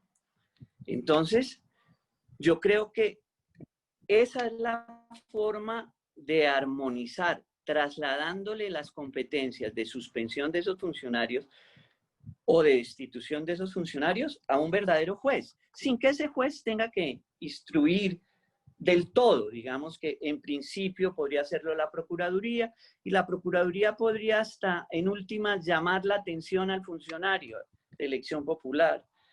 Podría hasta imponerle unas multas si no lo separa de su cargo, porque ahí no le estaría violando al elector absolutamente nada. Él seguiría en su representación. Pero cuando lo separa, que es lo que molesta al derecho electoral, viola el principio democrático, viola la representación y viola el derecho de elegir ser representado y democrático que tienen los electores. Por lo tanto, yo veo que internamente, y estoy de acuerdo con el doctor Aljure, hay que hacer unas reformas. No creo que esas reformas sean constitucionales y no creo que la Corte Interamericana tenga dudas de que el proceso pueda estar en la jurisdicción contencioso-administrativa en virtud a que pues ya viene tramitando el proceso de pérdida de investidura, que es un proceso sancionatorio igualmente, y que no solo separa al funcionario del cargo, sino que lo inhabilita secula seculorum para poder representar luego a los electores. Yo no creo que el proceso de pérdida de investidura sufra algún cambio o sufra cualquier variación, porque, repito, si se trata de interpretar lo que se dice sentencia penal, hay que hacerlo, como lo decían ahora, pues ampliamente, en una interpretación que pueda adecuarse a nuestro sui generis forma de sancionar a los agentes del Estado. Entre otras cosas, yo creo que hace falta mucho organizar en Colombia no solo una cátedra, que ya existe, el control público de los agentes del Estado, sino constitucionalmente un título que armonice la responsabilidad fiscal, la responsabilidad penal, la responsabilidad política, la responsabilidad disciplinaria, y diferencie unas de otras, porque hoy pues es un mare magnum casi de que el que primero corra pues va a tener la razón. Allí no existe prejudicialidad de ninguna índole, y eso hay que hacerlo. Y si se va a hacer para adecuar eso a nivel internacional, pues debiéramos aprovechar este fallo para poder ordenar este asunto.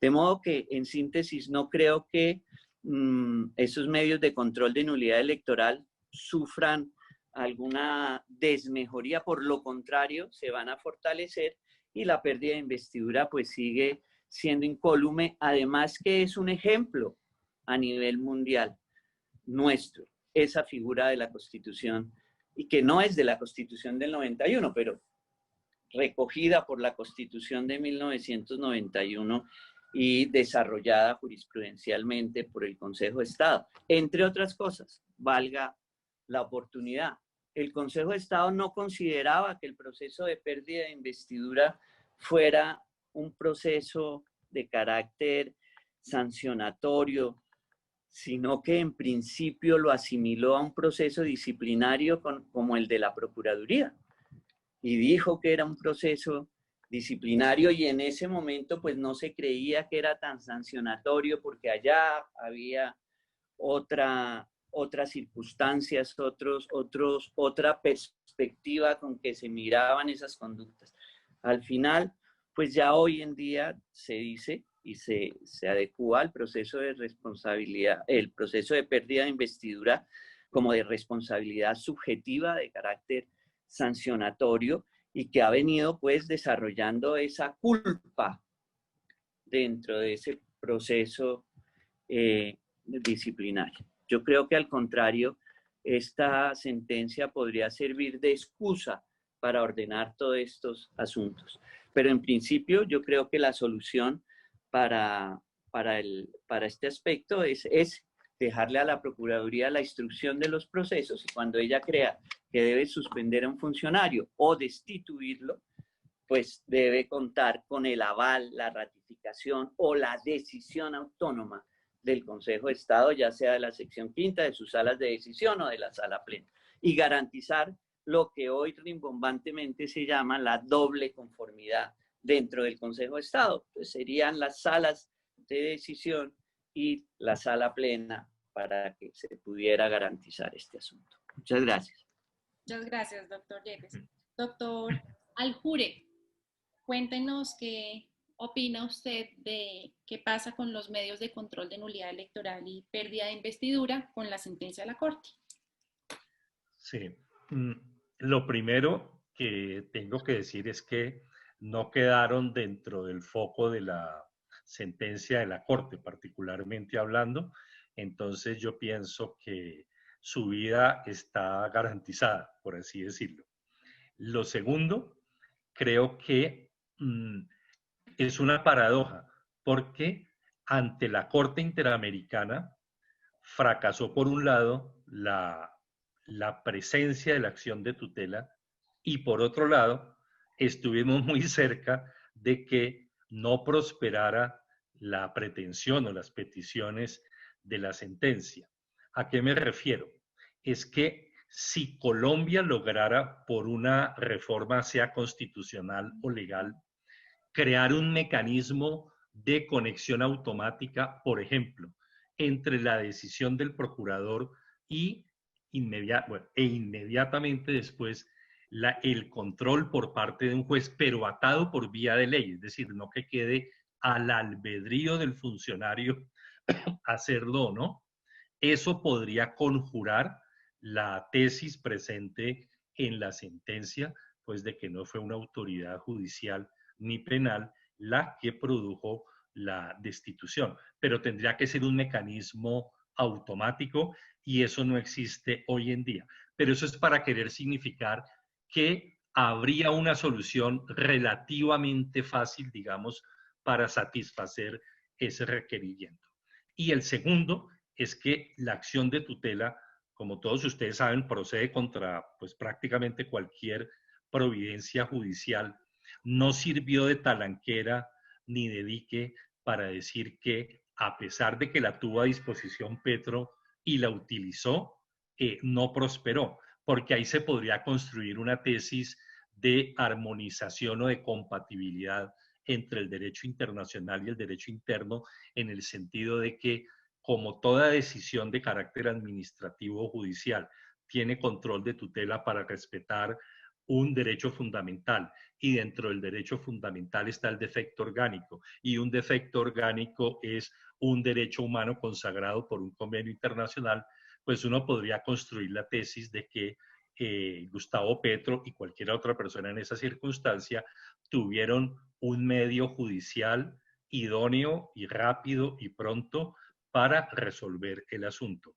Pero el medio de la acción de tutela pues fue rechazado también por la Corte, es decir, le sustrajo la fuerza para la que teóricamente más sirve, que es la protección de un derecho fundamental, y repitiendo que el derecho a ser elegido y a no ser destituido por un funcionario administrativo, pues es un derecho fundamental que haya solución precisamente con una acción de tutela. Entonces veo un puente de 30 centímetros de la Procuraduría con el Poder Judicial para resolver el problema de la compatibilidad y una distancia enorme, por lo menos en boca de la Corte, para que la tutela, que está diseñada precisamente para eso, no haya servido para contener el avance de la sentencia de la Corte.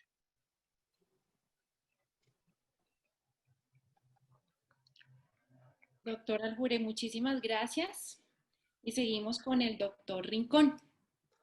Muchísimas gracias. Creo que valdría la pena anotar un tema central, y es que no solo digamos, las facultades o los procesos jurisdiccionales en materia electoral no fueron objeto de este debate, sino que llamaría la atención que en la jurisprudencia internacional, particularmente en aquella del Tribunal Europeo de Derechos Humanos, dicho tribunal ha tenido una regla de deferencia muy particular cuando trata o viene a juzgar procesos en el contexto de la autoridad electoral de un determinado país.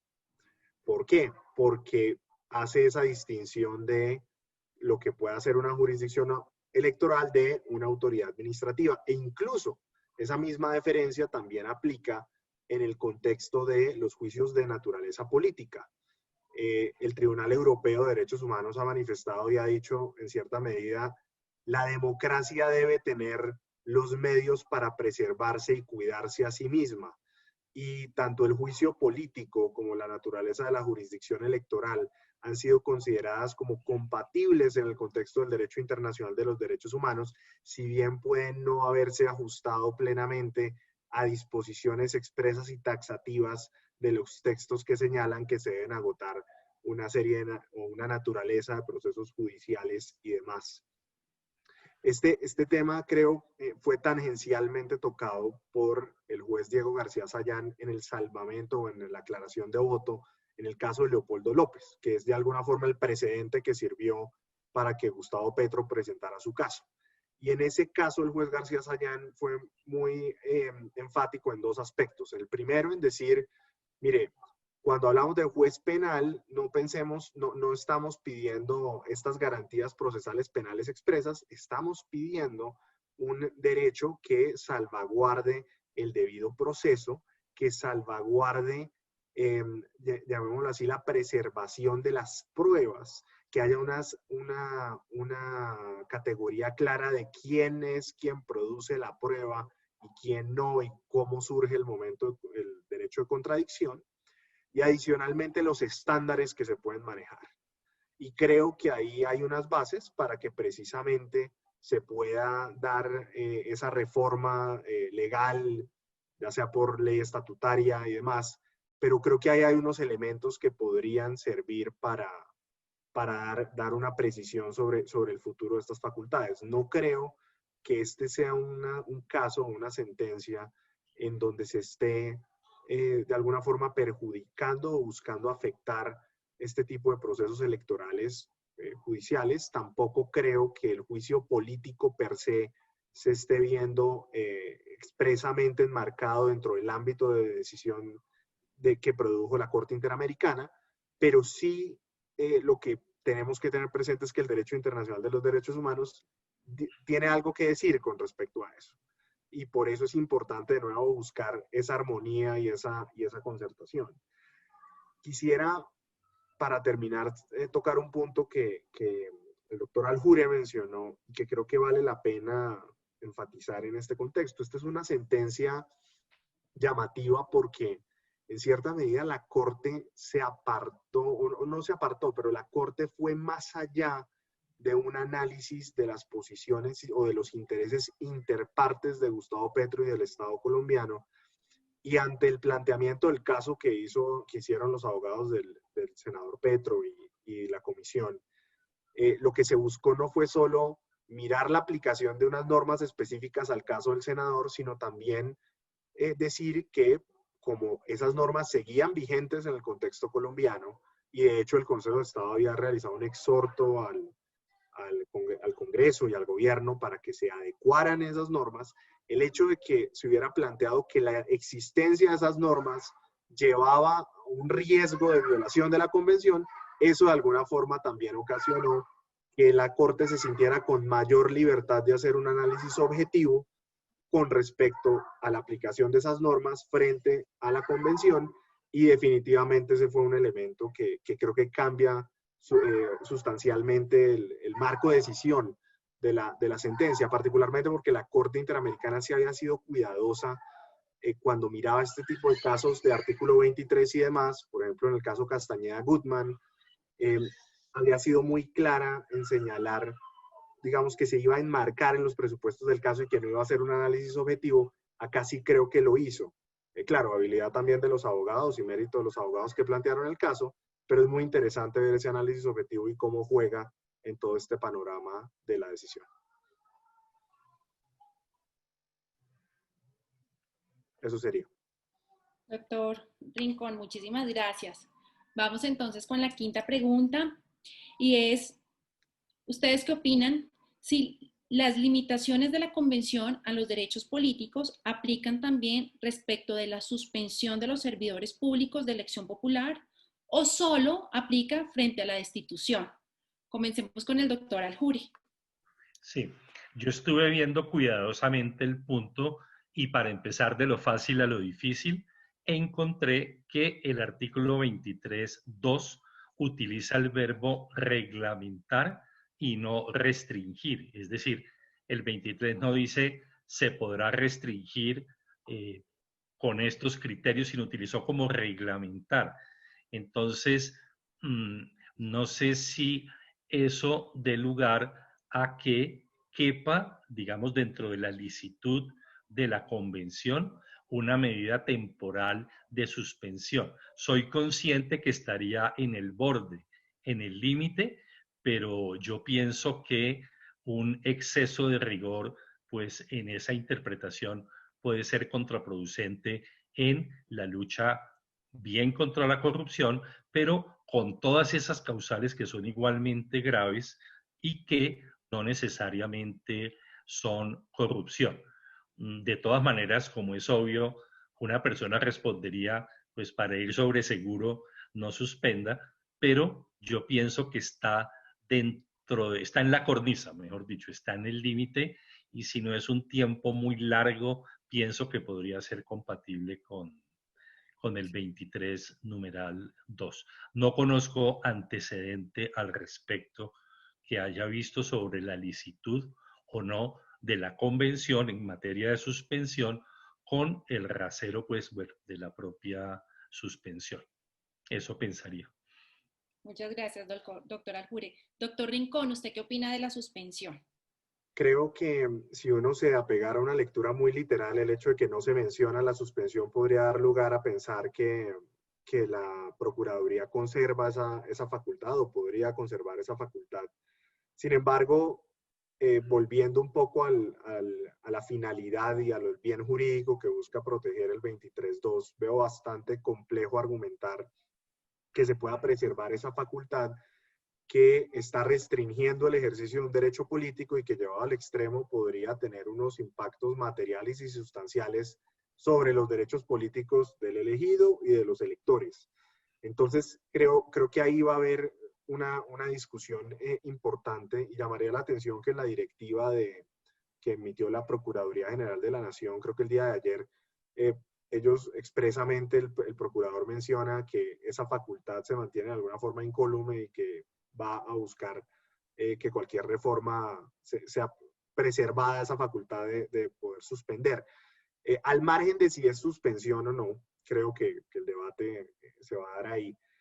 Lo que sí es cierto es que, y volviendo un poco al escenario de cuando la Corte ha tenido que analizar el artículo 23 y los casos de derechos políticos bajo el artículo 23, lo que la Corte sí ha señalado es, como bien lo señalaba Antonio, es tenemos cualquier restricción a ese derecho político, tiene que cumplir un test de razonabilidad claramente establecido. Debe haber una finalidad legítima, tiene que ser una medida necesaria, digamos, que cause la menor afectación posible a ese derecho y debe ser proporcional entre el conflicto de esos derechos.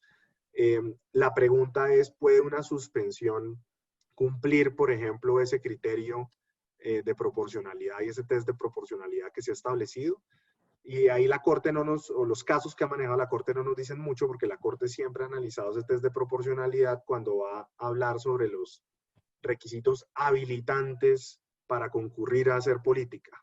No lo ha hecho nunca desde la perspectiva de las limitaciones a quien ha ejercido un derecho político o quien está en ejercicio de un derecho político y cómo ese ejercicio o ese derecho político se ve limitado por una sanción, ya sea legítima o no en el ejercicio de un derecho disciplinario.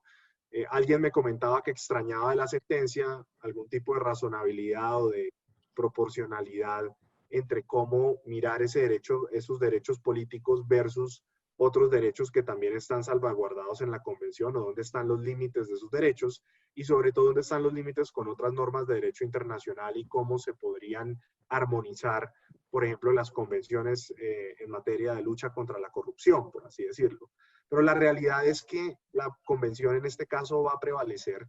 De hecho, Colombia, al ser parte incluso del Pacto Internacional de Derechos Civiles y Políticos, ha aceptado como una obligación internacional que cualquier desarrollo progresivo de sus obligaciones internacionales no puede afectar las garantías políticas que se otorgan dentro del Estado colombiano. Hay una obligación, si se quiere, de no vulnerar los derechos políticos y las garantías políticas, y el artículo 23 normalmente está dentro de ese enroque, si se quiere, de otras protecciones de derecho internacional. Luego, sinceramente veo que en este escenario lo que vamos a ver hacia futuro es una mayor armonización de nuestras disciplinas con la Convención Interamericana, con la Convención Americana, eso diría. Muchísimas gracias, doctor Rincón. Y doctor Yepes, ¿qué opina de la suspensión? Pues yo vuelvo al mismo tema. Es que una cosa es lo electoral, una cosa es la democracia, una cosa es la representación y una cosa es defender los derechos del elector. Y otra cosa es lo administrativo, las sanciones para funcionarios designados, nombrados, a los cuales yo les puedo decir, oiga, ¿sabe qué? Sepárese un momentico del cargo porque usted me va a entorpecer la investigación. Esa es la finalidad de la suspensión en el derecho disciplinario. Pero decirle eso a un funcionario de elección popular, oiga, sepárese un momentico mientras yo investigo. Allí no se requiere flagrancia, no se requiere absolutamente nada. Nada de esto. Por lo tanto, si un funcionario administrativo como el procurador, o sui generis como el procurador, pues no puede separar de sus funciones un cargo definitiva a un funcionario elegido popularmente, definitivamente, mucho menos temporalmente. No lo puede hacer. En mi criterio, no lo puede hacer. Son las mismas razones que pueda tener la Corte para decir que no puede separarlo del cargo destituyéndolo o separándolo del cargo. Las restricciones, como bien dice la Corte, y dice exactamente, la Corte reitera que el artículo 23.2 de la Convención no permite que el órgano administrativo alguno pueda aplicar una sanción o restricción. Las sanciones o restricciones son las inhabilidades, la separación del cargo, las destituciones. Eso en materia electoral es. Solo puede hacerlo por sentencia o por disposición o decisión de carácter penal. Volvemos al punto. Entonces, realmente yo no creo que la Procuraduría tenga esa facultad de suspensión. ¿A qué podemos referirnos cuando hablamos de suspensión? Y esto fue lo que sucedió en el caso Petro. En el caso Petro, ¿qué fue lo que pasó? En el caso Petro resulta que 1.000 ciudadanos, por decir poco, iniciaron lo que en su momento se denominó una tutelatón. Un sector del Consejo de Estado creía que cuando se pedía la suspensión provisional antes del CEPACA y después del CEPACA, era absolutamente diferente. Que antes la suspensión procedía por la mera comparación de una norma con otra y la flagrante y clara violación. No se podía levantar la cabeza y pensar 20 segundos porque si no, no procedía la suspensión. Mientras que el CEPACA cambió esa posición y dijo que podía hacerse un análisis. Yo fui más allá, una sentencia anticipada, que últimamente ha sido recogida, pero una sentencia anticipada en la suspensión provisional. Cuando llegaron y llegó el caso Petro, con las 100, 200 sentencias que se acumularon en ese momento, los que queríamos, porque eso se despojó de todo tema político, que esa tesis prosperara. Lo que dijimos, mire, la tutela no prospera porque es improcedente, porque hoy hay otro mecanismo de defensa que sí es idóneo y sí es eficaz, que es la suspensión provisional dentro del proceso. De modo que si quiere el señor Petro que se le suspenda y que se le estudie, pues que acudan allí. Y esto se hizo por 1000 razones, además adicionales de que los jueces administrativos pues tenían todas las facultades para suspender provisionalmente un acto administrativo y estos no quedaran al arbitrio de funcionarios de otras especialidades que suspendían provisionalmente actos, porque no había otro mecanismo de defensa sino la tutela. Pues hoy lo hay, y es la suspensión provisional. Petro intentó posteriormente la acción y se suspendió provisionalmente. Es decir, la tutela no fue procedente, no fue un mecanismo eficaz, lo fue el mecanismo judicial que el Consejo de Estado inicialmente tomó y suspendió el acto administrativo de destitución de Petro. Y luego profirió el fallo del cual estamos hablando. Ahora bien, este tema de la suspensión provisional, como repito, pues en materia electoral es muchísimo, muchísimo más grave que en materia administrativa, porque se le quita a un determinado electorado en un pueblo, en Rivera Huila, donde estoy ahora. Se llega aquí a suspender el alcalde y esto es el acabose. Y en cualquier pueblo de Colombia. Porque el electorado reclama, es otro mundo el tema electoral. Es otro mundo. Y en los municipios es otro mundo. Por eso se protege de diversas formas al elector. Se protege de diversas formas la democracia. Ahora, yo no digo que no pueda ser suspendido si se sigue el mismo mecanismo, que sea que le llegó al señor procurador el caso, ve que debe ser suspendido porque es flagrante, evidente, clara la suspensión, que debe serlo, pues envíeselo allá a la sala de decisión del Consejo de Estado. Hay que suspender 10 días, judicial la que lo va a hacer.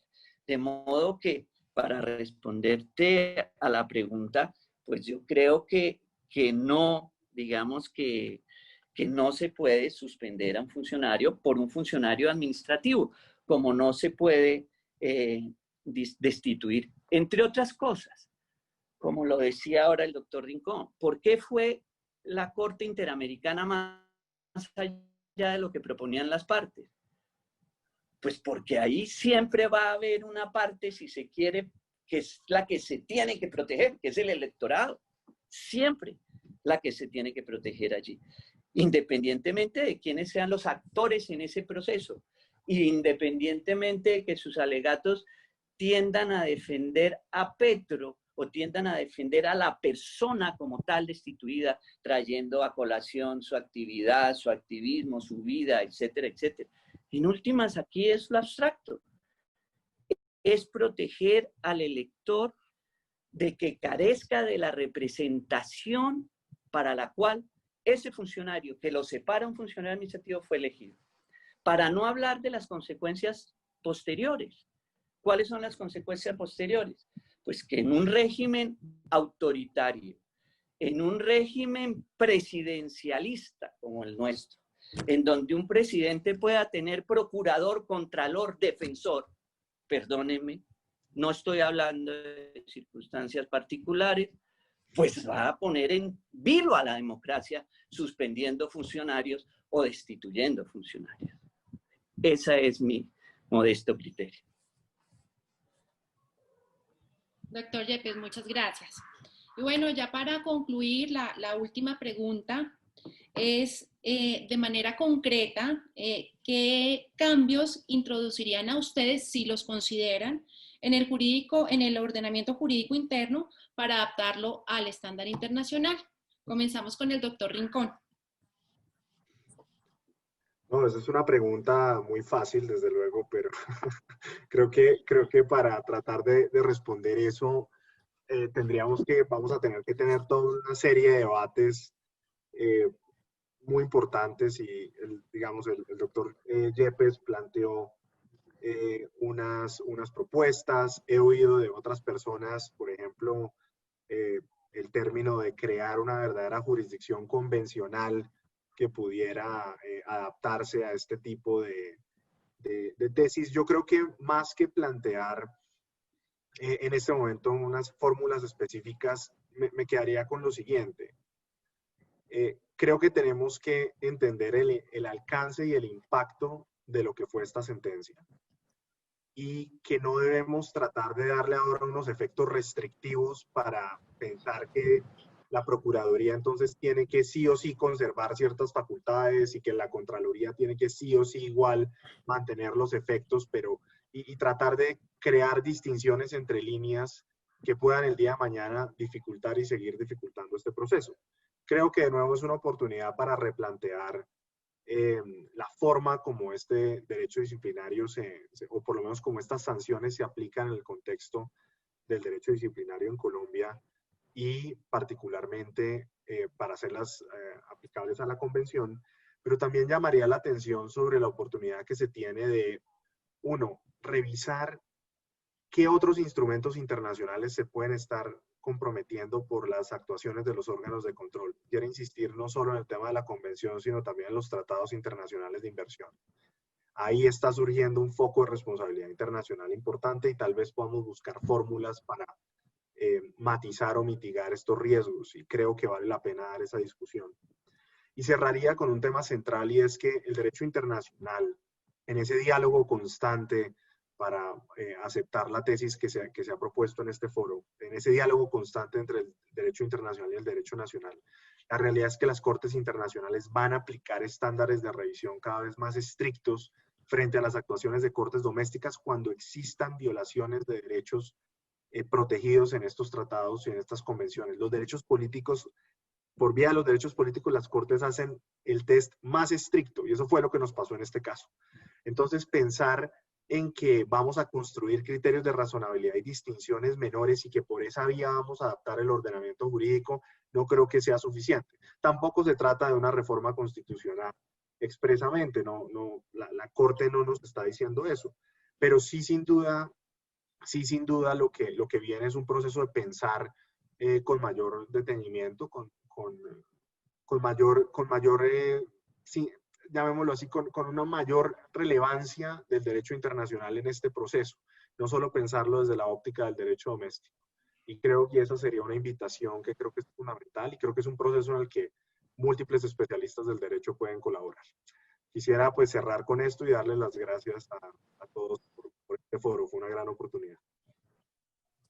Doctor Rincón, mil gracias. Doctor Yepes, ¿qué cambios introduciría en el ordenamiento jurídico? Pues bueno, mire.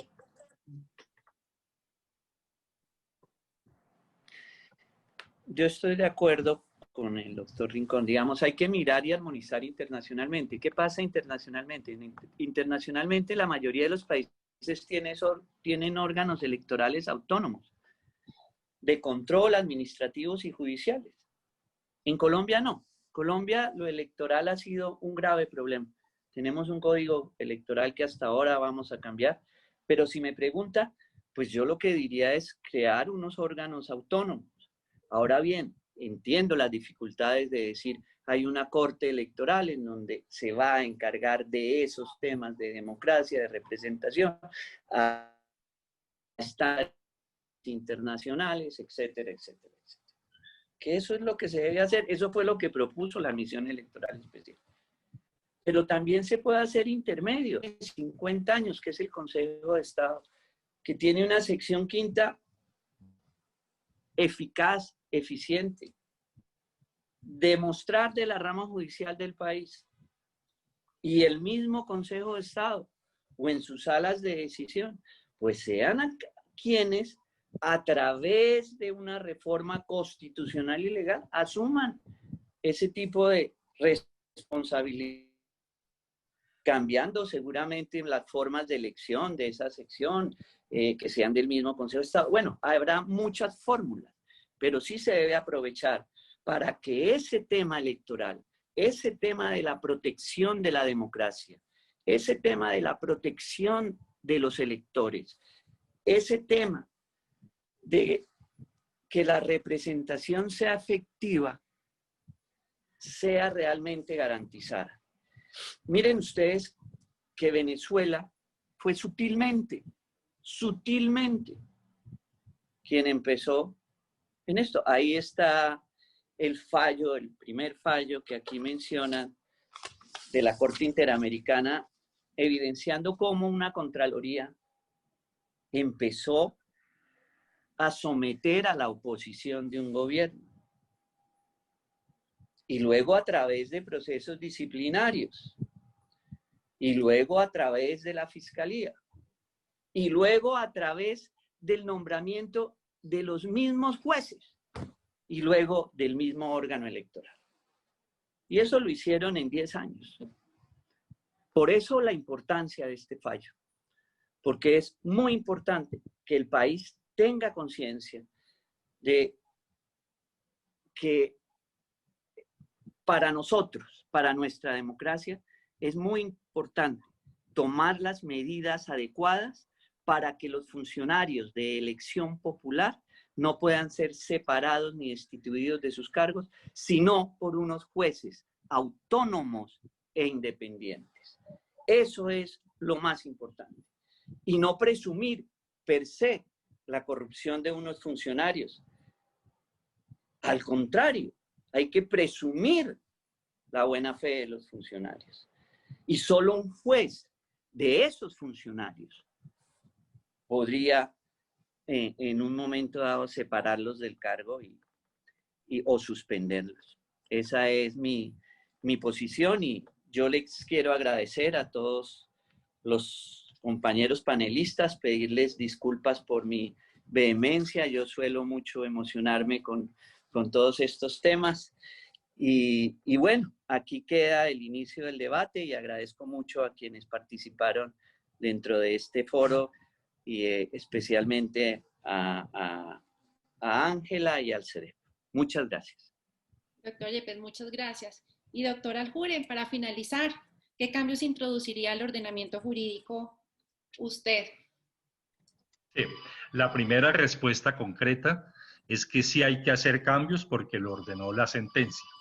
Entonces, esa respuesta o ese exhorto de la Corte tiene dos partes, el qué y el cómo.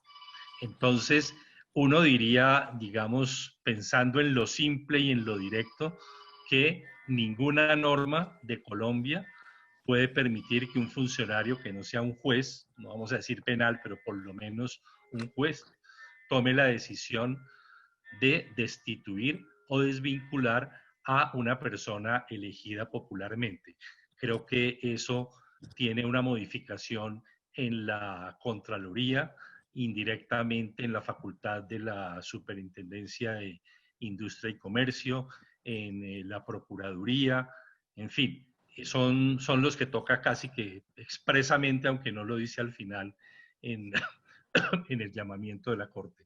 Lo segundo es que, pues, propuestas, digamos, de armonización y más rápidas, se me ocurre el control automático de la decisión del procurador o simplemente quitarle esa facultad al procurador y pasársela pues a un juez que con un debido proceso pues pueda tomar esa decisión. Pero lo que está claro es que el núcleo irreductible del derecho consagrado en 23.2 de la Convención es que un funcionario de carácter administrativo pues no puede desvincular o destituir a una persona que ha sido elegida popularmente.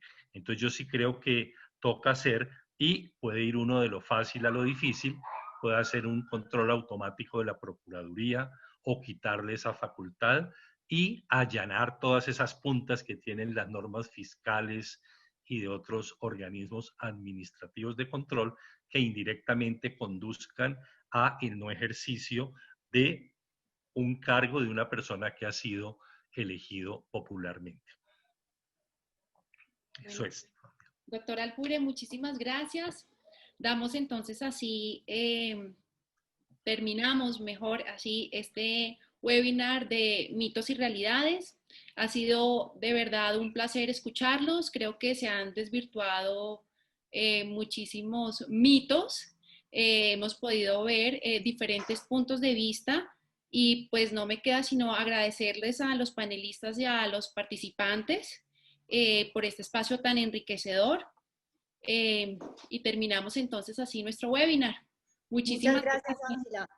En el nombre del CEDEP queremos agradecer a todos los que se conectaron y por supuesto a nuestros panelistas, un lujo de panel. Creo que nos tenían a todos expectantes por oír lo que tenían por decir. Y nos vemos la próxima semana en la Semana del Arbitraje, los días 8 y 10 de septiembre. Muchas gracias. Bueno, muchas gracias. Hasta luego. Hasta luego.